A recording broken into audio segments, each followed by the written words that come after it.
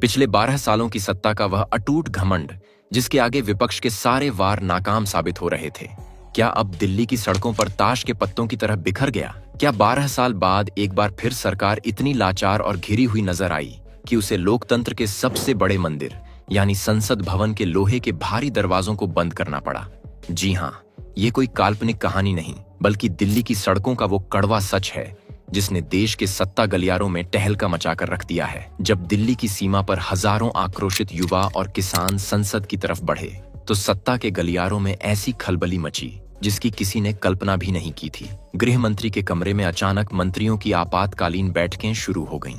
देश के कोने कोने से आए छात्रों और नौजवानों का गुस्सा देखकर पूरी सरकार डरी हुई नजर आई। ये वही सरकार है जिसने किसान आंदोलन के समय भी अपने अडिग रुख को बनाए रखा था। लेकिन 20 जुलाई को जो हुआ, उसने साबित कर दिया कि जब जनता बिना किसी राजनीतिक झंडे के खुद सड़क पर उतरती है, तो बड़े से बड़े सिंहासन भी डगमगाने लगते हैं। इस पूरी घटना ने भारतीय राजनीति में एक ऐसा भूचाल ला दिया है जिसने 12 सालों के उस दबदबे को हिलाकर रख दिया है जिसे अब तक अजेय माना जाता था। अगर हम इतिहास के पन्नों को पलटकर देखें, तो दिल्ली की सड़कों ने हमेशा से ही सत्ता के बदलाव की पटकथा लिखी है। लेकिन जो नजारा दिल्ली की सड़कों पर दिखा, वैसा दृश्य पिछले 12 सालों में कभी नहीं देखा गया। ये दबाव किसी राजनीतिक दल का नहीं था और न ही यह संसद के भीतर विपक्ष का कोई हंगामा था। यह सड़क का वह जनसैलाब था जिसने सरकार को हर तरफ से घेर लिया था। एक दौर वो था जब 3 कृषि कानूनों के विरोध में देश के किसानों ने दिल्ली को 3 तरफ से घेर लिया था और पूरा 1 साल तक सीमा पर डटे रहे थे। उस समय सरकार ने अपनी रणनीति से मामले को लंबी रस्साकशी में बदल दिया था।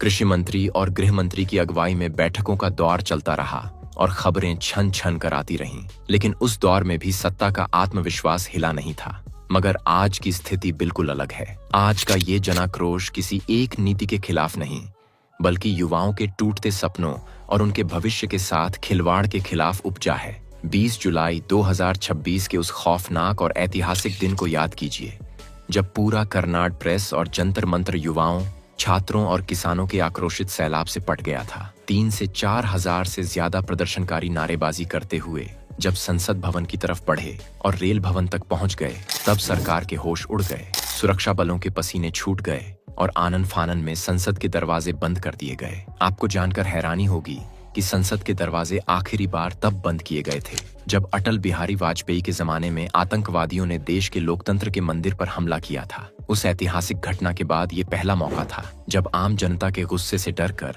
सत्ता ने संसद के कपाट बंद कर लिए। ये केवल सुरक्षा का मामला नहीं था, बल्कि यह उस घबराहट का प्रतीक था जो सत्ता के सबसे ताकतवर कमरों तक पहुंच चुकी थी। संसद भवन के दरवाजे बंद होते ही गृह मंत्रालय के भीतर हलचल तेज हो गई। गृह मंत्री के कमरे में सबसे पहले शिक्षा मंत्री धर्मेंद्र प्रधान पहुंचे और उसके बाद एक के बाद एक कई वरिष्ठ मंत्रियों का जमावड़ा शुरू हो गया। लगभग आधे दिन तक गृह मंत्री के कमरे में बैठकों का दौर चलता रहा। उधर सड़कों पर युवाओं का गुस्सा उबल रहा था और इधर बंद कमरों में नुकसान को कम करने की रणनीतियां बनाई जा रही थीं।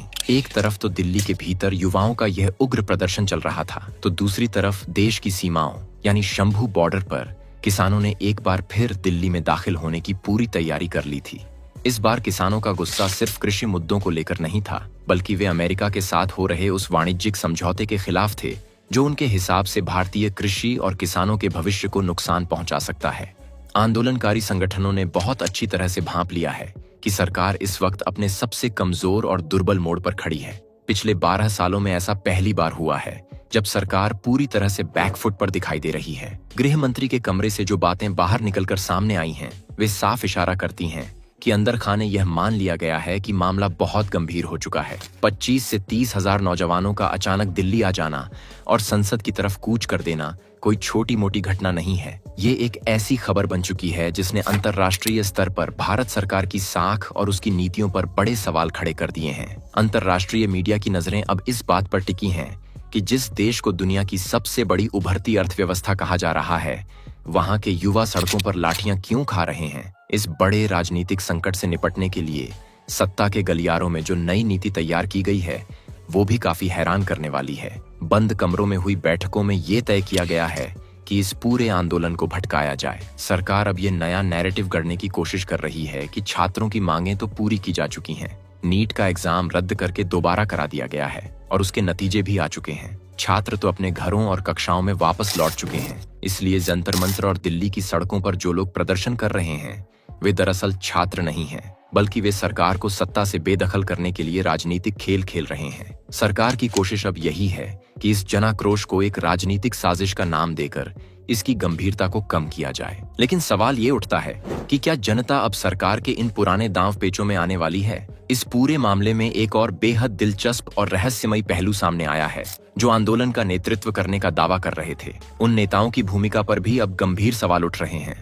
जब दिल्ली की सड़कों पर हजारों बेकसूर छात्र संसद की तरफ बढ़ रहे थे और पुलिस उन पर लाठियां बरसा रही थी, जब आंसू गैस के गोले छोड़े जा रहे थे और युवाओं के सिर फूट रहे थे, जब देश की बेटियां अपनी अस्मत बचाने के लिए संघर्ष कर रही थीं और उनके माँ बाप लाचार खड़े थे, उस वक्त ये तथाकथित बड़े नेता कहाँ थे? उस वक्त आंदोलन का चेहरा बने कुछ लोग और नई नवेली कॉकरोच जनता पार्टी के प्रतिनिधि स्वास्थ्य मंत्री जगत प्रकाश नड्डा से बंद कमरों में मुलाकात कर रहे थे। हैरानी की बात तो ये है कि जब युवाओं को सड़क पर अपने नेताओं की सबसे ज्यादा जरूरत थी, जब उन्हें लाठियों के सामने ढाल बनकर खड़े होना चाहिए था, तब ये नेता अस्पताल के कमरों में बैठकर अपनी शर्तें तय कर रहे थे कि वे किन शर्तों पर अपना अनशन तोड़ेंगे। सोशल मीडिया पर वायरल हो रहे उनके पत्रों ने इस बात का खुलासा कर दिया है कि उनकी शर्तें क्या थीं।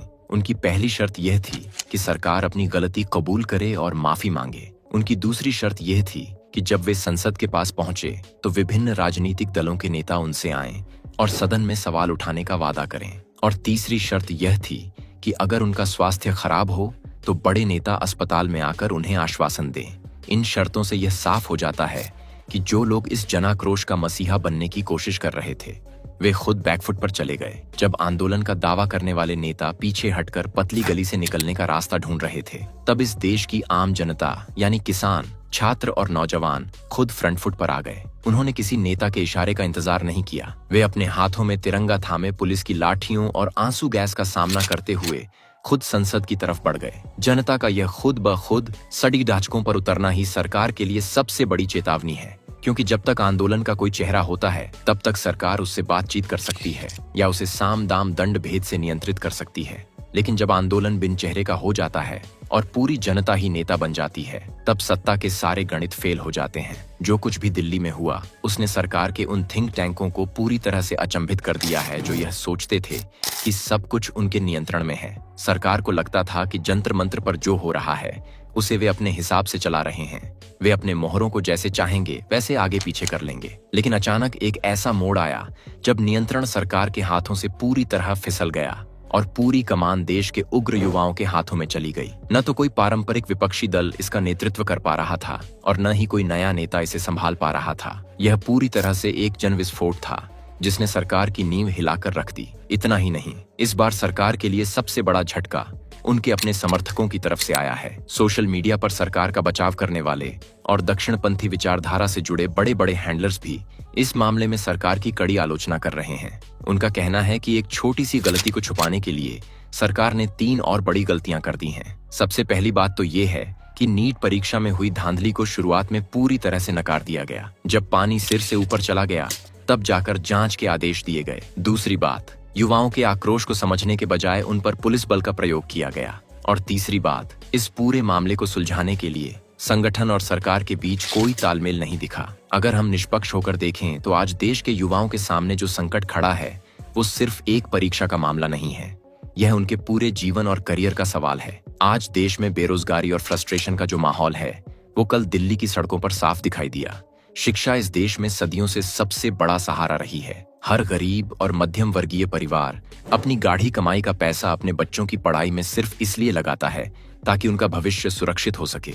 लेकिन जब युवाओं को ये दिखने लगता है कि उनका भविष्य चौराहे पर खड़ा है और पेपर लीक जैसी धांधलियों से उनकी मेहनत पर पानी फिर रहा है, तो फिर उनका गुस्सा सड़कों पर फूटना तय है। यह गुस्सा सिर्फ दिल्ली में नहीं दिखा, बल्कि कोटा से लेकर देहरादून तक देश के हर कोने में इसकी तपिश महसूस की जा रही है। इस पूरे घटनाक्रम ने संसद के मानसून सत्र के दौरान एक नया मोड़ ले लिया है। एक तरफ संसद के भीतर विपक्षी दल सरकार को घेरने में लगे हैं, तो दूसरी तरफ सड़कों पर जनता का ये उग्र रूप सरकार के लिए दोहरी चुनौती बन चुका है। राहुल गांधी और प्रियंका गांधी जैसे विपक्षी नेताओं ने भी इस मौके की नजाकत को समझते हुए तुरंत युवाओं के सुर में सुर मिलाना शुरू कर दिया है। विपक्षी दलों को भी इस बात का एहसास हो चुका है कि यह सरकार को घेरने का सबसे सही मौका है। पिछले 15-20 दिनों के भीतर जिस तरह से घटनाएं बदली हैं, उसने सरकार के उस दंभ को तोड़ दिया है जो लगातार चुनाव जीतने के बाद पैदा हुआ था। यहाँ 3 तरह के बड़े लीक की चर्चा पूरे देश में हो रही है। पहला, आस्था के नाम पर बना राम मंदिर, जिसके निर्माण पर सवाल खड़े हुए। दूसरा, नीट परीक्षा का लीक, जिसने करोड़ों युवाओं के भविष्य पर सवाल उठा दिया। और तीसरा, जनता के भरोसे और वोट का लीक, जो अब सड़कों पर दिखाई दे रहा है। सरकार चलाने वालों को यह समझना होगा कि सिर्फ एक चुनाव जीत जाना या लगातार सत्ता में बने रहना ही सब कुछ नहीं होता। चुनौतियां हर दिन बदलती हैं, और अगर समय रहते जनता की समस्याओं का समाधान न किया जाए तो फिर अति आत्मविश्वास ही सबसे बड़े पतन का कारण बन जाता है। क्योंकि दोस्तों, एक बात तो है, भारत में लोकतंत्र के नाम पर शासन करने वाली सरकार ज्यादा दिनों तक नहीं टिकने वाली है। और अगर वर्तमान सरकार को ये लगता है कि कुछ भी करेंगे और जनता उन्हें माफ कर देगी, तो ये भी नहीं होगा। सरकार को जवाब देना होगा। बाकी आपका इस पूरे मुद्दे पर क्या कहना है, कमेंट में जरूर बताएं। और इसी तरह की वीडियोस को लगातार देखते रहने के लिए चैनल को लाइक, शेयर और सब्सक्राइब करना ना भूलें। धन्यवाद।